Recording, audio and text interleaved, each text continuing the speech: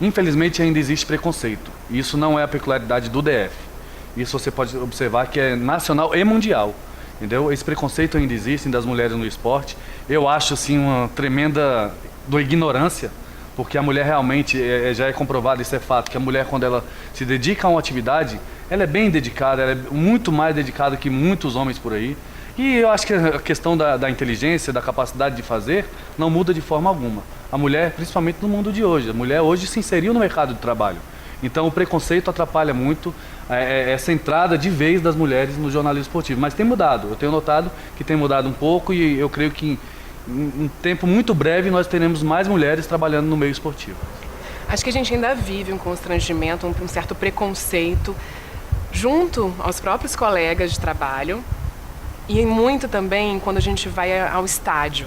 Porque nesse caso, às vezes dos próprios torcedores, vem tanto aquele comentário crítico, como se você não soubesse do esporte para estar ali cobrindo esse assunto, como às vezes alguma piadinha desnecessária. Eu acho que nós mulheres, a gente sofre qualquer situação constrangedora desde que você permeia mais um ambiente que é predominantemente masculino. Não necessariamente só no esporte ou só no jornalismo. A gente já sente isso. Então, quando você começa a ganhar corpo, brincadeiras, insinuações, cantadas bobas. Mas assim, isso aí não é um motivo... Sinceramente, eu nunca sofri, e olha que eu trabalho com o povo mesmo. Não é aquele clube fechadinho, Flamengo, Cruzeiro, Grêmio, não. Você trabalha com a comunidade. E eu, graças a Deus, eu nunca fui discriminada por isso. Só destacando aqui sobre a mulher no futebol de Brasília, foi o fato interessante de ter aparecido em 78 uma mulher, a Ana Maria Xavier, como treinadora. Na verdade, ela era ex-atleta e ela sempre gostava de jogar bola, jogava bola com os meninos nas categorias de base, só que quando ela chegou na fase adulta, ela não tinha com quem jogar, porque na categoria de base ela ainda achava, era permitido jogar com os meninos. Depois, no profissionalismo, eles realmente não aceitavam, não tinha equipe feminina aqui em Brasília, e ela passou a ser massagista. E com o tempo, o Alaú Capela, que era técnico, teve que se afastar do time chamado aqui Bandeirante, lá no Núcleo Bandeirante, teve que se afastar e ela sumiu. E nisso ela foi ficando e ficou no futebol de Brasília por 4 anos, 3 ou 4 anos por aí, chegou a participar do campeonato profissional. Teve um jogo internacional que ela participou também como técnica, ganhou do Gama, foi campeão em 79 e no primeiro turno o time dela ganhou do Gama por 3-0 e inclusive foi até um fato curioso que na estreia do Fantato pelo Gama, o time perdeu foi nesse jogo de 3-0 e o pai do Fantato, que tinha vindo do interior para ver o time estreando pelo time, falou: olha, você me faz sair lá de São Paulo, interior de Campinas, para ver assistir um jogo, ainda perde 3-0 com um time de mulher. Você não tem vergonha não, tá? Alguma coisa. É claro que o Gama se recuperou depois, conseguiu ser campeão. E depois numa entrevista para fazer o livro, eu falei com ela quais as dificuldades que ela tinha. Ela falou bem só, isso aí realmente me deixava muito assim, era um motivo de elogio, porque meu trabalho estava dando certo, mas também assim eu ficava triste, porque o pessoal não analisava quem era o profissional, se era um profissional ou não que estava lá. Perguntava se preocupava se era um fato de ser mulher ou não. Se perdesse por 3-0 para um time de homem, ok, como se ele fosse mais capaz. E se fosse mulher, assim, era como se fosse uma vergonha, quando na verdade você tem que analisar a competência da pessoa, não se ela é desse sexo ou daquele outro. A gente vê na última década essa coisa do empoderamento da mulher e tal. Eu acho que o que existe muito de diferente é a mulher ganhar menos do que um homem em determinada área. Isso aí a gente tem mesmo, porque tanto é que as pesquisas, Codeplan, IBGE e o Caramba 4 mostram.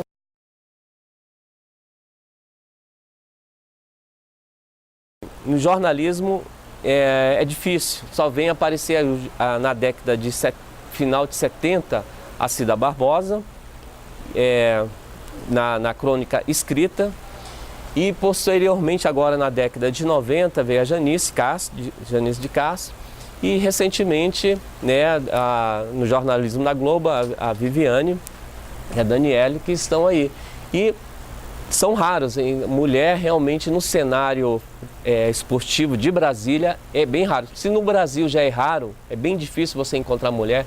Agora, recentemente algumas têm entrado, mas no cenário de Brasília, então você pode assim, uma mão, os dedos de uma mão é suficiente para você enumerá-las. Eu fiquei 1 ano e meio desempregada depois de me formar.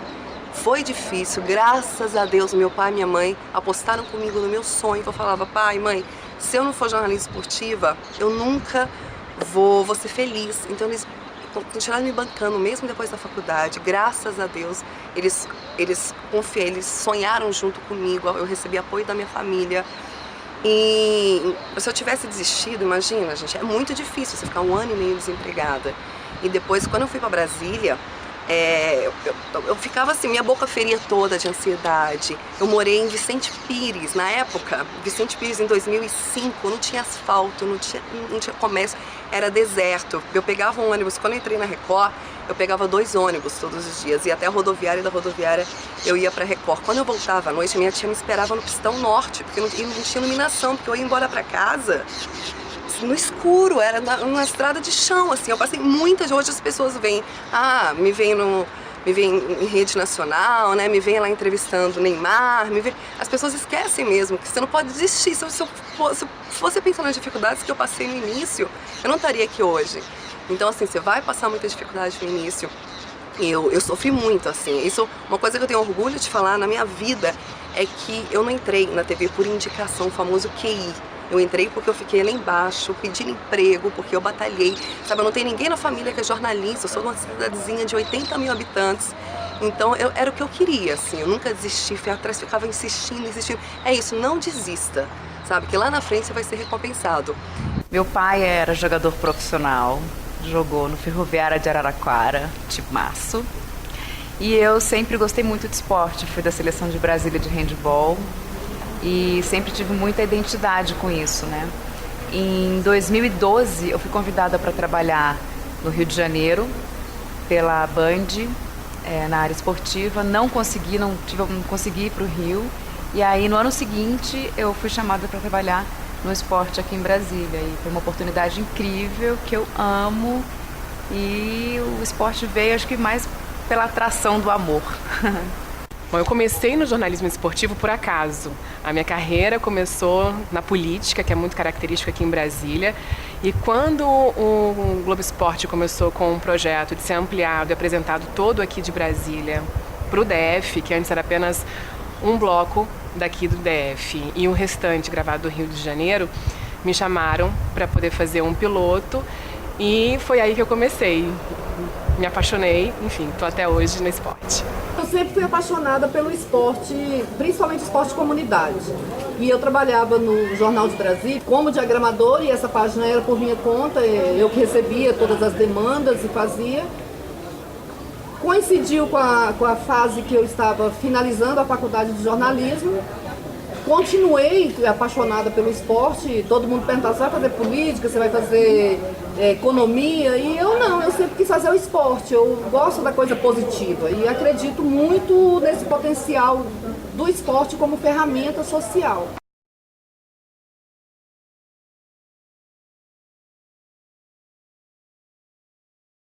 Eu acho que a gente passa por um período agora muito complicado, né? Porque a falta de investimento nos nossos atletas, nos nossos clubes, é um impacto muito grande. Porque, por exemplo, hoje a gente não tem mais o nosso grandioso time de basquete. Nesse ano de 2017 o basquete não está mais entre nós. É uma perda muito grande porque movimentava a nossa cidade, movimentava o nosso jornalismo esportivo. Então é uma carência muito grande que a gente vai sentir esse ano de 2017, 2018. Espero que no ano que vem tenha basquete, mas eu acho que a gente passa pela falta de investimento principalmente. Isso em todos os esportes, né? Tanto futebol também, porque às vezes eu me pergunto como que a capital do país não tem um time de futebol na Série A. Né? E eu acho que a gente precisava disso, porque ia melhorar o nosso trabalho como jornalista esportivo, ia dar mais oportunidade pra gente, ia dar mais oportunidade também para os nossos atletas que moram aqui no Distrito Federal. Falta visão, falta marketing, sabe? Falta ambição ali no DF. Eu lamento muito às vezes que... eu acho que nem falta ambição, às vezes pode ser o contrário, pode ser que sobra ambição demais, porque a gente vê, infelizmente, a corrupção ali fala muito alto. Exemplo recente é o Mané Garrincha, né, que foi o maior escândalo da Copa, que infelizmente é muito dirigente olhando só para o seu próprio umbigo, não pensa no povo, né, não pensa no público, não pensa numa cidade encantadora como Gama, né, que merece um clube forte ali. Então eu só lamento mesmo, lamento que as pessoas pensem tanto nelas e esquecem que tem tanta gente apaixonada por futebol, tem tanta gente que podia ser muito mais feliz ali. Nós temos aqui em Brasília realmente muitos atletas, nós temos muitas pedras brutas aqui para serem lapidadas, mas infelizmente a gestão do esporte em Brasília não é legal. Os gestores do esporte em Brasília, eles não dão tanto valor nesse material humano que nós temos. Por isso acabam sendo esquecidos muitos atletas. Você observa em muitos jogadores de futebol, muitos atletas olímpicos, inclusive, que já saíram do Distrito Federal e são campeões, entendeu? Então nós temos essas pedras brutas para serem lapidadas, mas a falta de apoio do governo, a falta de apoio da iniciativa privada, principalmente, que quase não entra de forma nenhuma no nosso esporte, acaba atrapalhando. Então eu creio que se a gente ajustar um pouquinho esse material humano que nós temos com o apoio da iniciativa pública e privada, nós vamos conseguir realmente chegar ao nível de grandes centros do Brasil. Por exemplo, São Paulo, Rio de Janeiro, Rio Grande do Sul, Minas Gerais são os maiores centros. Então nós vamos acabar conquistando isso. Falta realmente empenho das pessoas em apoiarem financeiramente e também com as estruturas, né?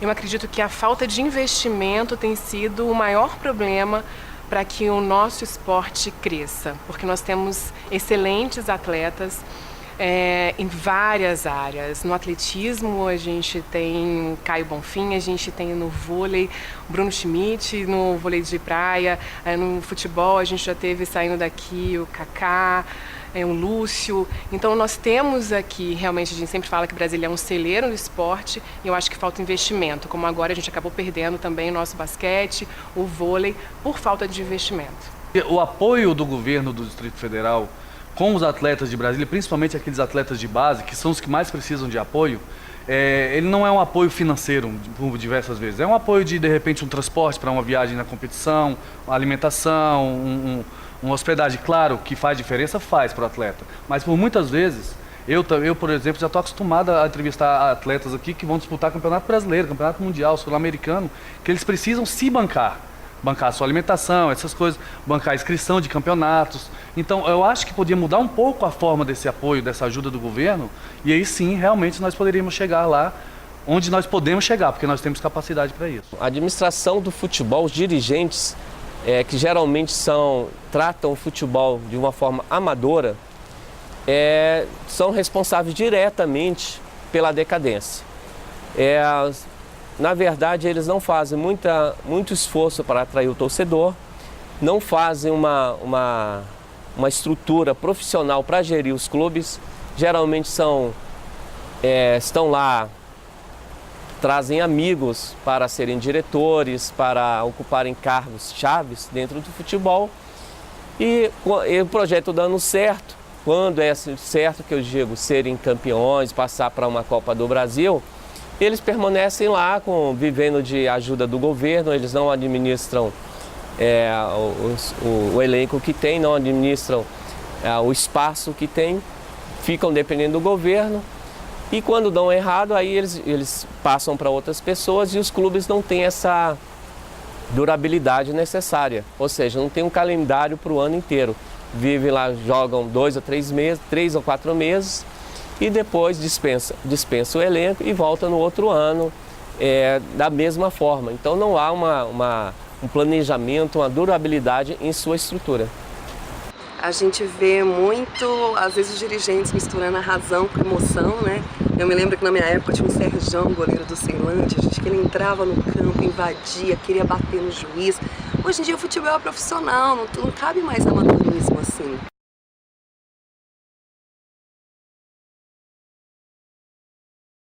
Tudo nessa vida que você faz com tesão, com amor, não tem nada que te tire isso. Então, se você quer fazer o jornalismo esportivo, faça o jornalismo esportivo. E uma coisa que as pessoas têm que tirar de mente é tipo assim, eu quero ir pra Globo. Você quer ir para Globo porque você vai aparecer mais ou você quer ir para Globo porque você quer trabalhar com jornalismo esportivo? É uma das coisas que a gente enfrenta muito dentro de sala de aula com estudantes de jornalismo. A maioria quer ir para televisão. Não é porque ele quer ser um jornalista televisivo. Ele quer ser celebridade. Ele quer aparecer. E é onde eu acho que o jornalista não tem que aparecer. O jornalista faz o seu trabalho e ponto. Seja atrás de uma câmera, seja atrás de uma redação, de um computador, ele tem que fazer o trabalho dele. Agora, assim, querer entrar no jornalismo esportivo e querer ser da Globo, aí, meu amigo, o caminho é muito mais complicado. Então, assim, se tem o tesão pelo jornalismo esportivo, faça o jornalismo esportivo, seja ele aonde for. E faça bem feito. E não tem como fazer mal feito se você está entrando por amor. Eu sempre fui boleira, eu sempre gostei de futebol muito mais do que dos outros esportes. Então, se você tem paixão pelo esporte, tem paixão pela informação, pela notícia, vá atrás. O mercado tá difícil? Tá. Os salários são baixos? São. Mas é aquela coisa, eu sei que o mercado é difícil, mas eu sou feliz no que eu faço. É aquela satisfação pessoal. Não que eu queira desanimar, mas você não vai ficar milionária com jornalismo esportivo. Bom, minha dica para as mulheres é para que elas acreditem que elas podem tudo como os homens podem. E a dica geral é para que todos se dediquem, que acompanhem ao máximo, não só o esporte quando eles estiverem cobrindo, mas qualquer assunto que eles forem cobrir, para que saia mais natural e que as pessoas possam perceber isso. O que eu dou não é nem para quem quer trabalhar na imprensa esportiva local, é para a vida, assim. Eu acho que se você tem um sonho, vá atrás dele mesmo. Vão te dizer que você não dá conta, vão tentar puxar teu tapete, mas acredite no teu sonho, porque é possível. É assim que ela é, metade futebol, metade mulher. É assim que ela é, metade futebol, metade mulher. Agora eu digo que bom, que bonito, que rico. Um monte de gente sorrindo, dividindo o mesmo entusiasmo.